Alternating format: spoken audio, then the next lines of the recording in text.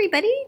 So as you are working at home, or even if you're a person who is in school and you want to kind of pad up your instrument bag with some things, you might find that some of the songs you are wishing you had an instrument to play. Now, we can't use the shared instruments this year in the music room, but I did want to make this video about how to make some homemade instruments on your own. So we're going to start with the easiest one, I think, where you don't really even have to make anything. And that is you can kind of make your own set of rhythm sticks. None of these instruments are going to sound as good as the regular ones we use in the music room, but I think that they will definitely do in a pinch, and I think you're going to enjoy using them. Sometimes you might want to clap a beat along. So these are just two little dowel rods that I got from the craft section at Walmart. So you could get, they usually come in a pack of a bunch of them, but you can, I like the craft ones because they're already sanded really nicely and they cut them to size. You can get them in different sizes. If these ones are too small for you, you could easily get a bigger one. Or really, you could use any stick-like objects. So let's say you don't really want to get those or you don't have them. Maybe I'm looking on my desk and I have a pencil and a pen here. I can tap them together and they kind of make a rhythm stick type of sound. So that's the easy one. And maybe later, the part that I don't touch with my hands, maybe I'll color that and make it nice. Kind of personalize it a little bit. But the part I hold with my hands, I do not want to color because then I'm just going to end up with marker or whatever instrument you used all over my hands every time I go to play. All right, let's go to the next easy one. All right, so I made a guiro, which if you remember what a guiro is, that's an instrument that you scrape. And so I took a water bottle. Now it's really important that the water bottle has ridges on it.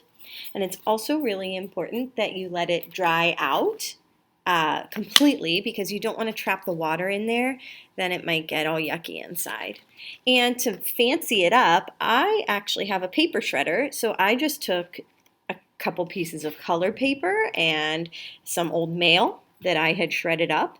And I put it through the shredder, and I just took the paper shreddings and put it inside to make it fancy. So now when I want to play a water bottle guiro, I take any stick, so I'm going to use the same rhythm stick, and I can scrape like that. Another instrument that I made, and these are not in the instrument packs we gave at school because they're just a little too big and a little too expensive for us to make them for everybody, but you might be able to make it if you have an old pop bottle, or you guys call them soda bottles, but I come from Pennsylvania, Western Pennsylvania, where we call it pop. And I cut off the top, and you might want to have an older sibling or friend or a parent help you with that because you don't want to have any rough edges around the top. Otherwise, the tape won't sit on there smoothly. And then you have to cover it with some substance to make a membrane, and then you're going to hit the membrane so it kind of sounds like a drum. I tried a bunch of different things. I saw on YouTube that you could use balloons, and I was like, oh, that's awesome. It did not work. And I tried some other kinds of tape and things like that. None of it worked except mailing tape. I found that clear mailing tape you buy was the best thing. So I just covered the whole surface, and you can see like the edges there. It doesn't come down really far. So now it makes that nice sound. Again, you want to make sure that this bottle is completely dry inside. You do not want to be trapping that moisture in there. But if you wanted to decorate the inside of this, kind of like I did with my guiro, you could do that and it would still make a good sound. I just did not because I was experimenting. Okay, this one is another one. You probably already have one of these around your house, but a little plastic egg. If you celebrate Easter, you might have an old Easter egg somewhere. And I just filled it up with any like small object that's going to make a rattling sound. I've found that rice makes the nicest sound. You could also put sand inside, or if you have small pebbles, you could put that inside. And then I found that it's much better to tape it around the edge because then it's not going to accidentally fall apart. And mine had holes in them. That's why there's this tape on the top and bottom. I didn't want the rice to fall out. But you would have to look at your own egg and see if you needed to do that. And then it just makes a nice egg shaker.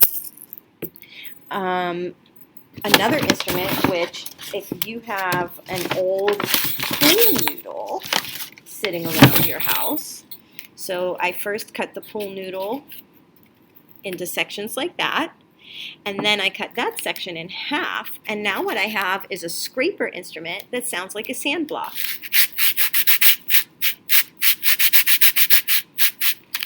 And the last instrument, I'm actually going to make this one with you today that you can make. You have to buy stuff for this probably, unless you have some jingle bells sitting around your house. But all you really need is a pipe cleaner. And you could use a ribbon or a rubber band or really anything you wanted. But the pipe cleaners are nice because the jingles kind of stay where you put them. And it's really easy. You don't have to tie it up. You just twist it up. So you take some jingles, and if you buy them like at the craft store, they always have like this little loop thing on top, so you can loop them on. And most of this stuff, other than like the bottles, I was able to get on Amazon.com if I didn't have it at home. Of course, you don't have to do any of this, but you might want to, just to make it a little bit more fun. Since we can't be playing normal instruments, we want to still be doing something.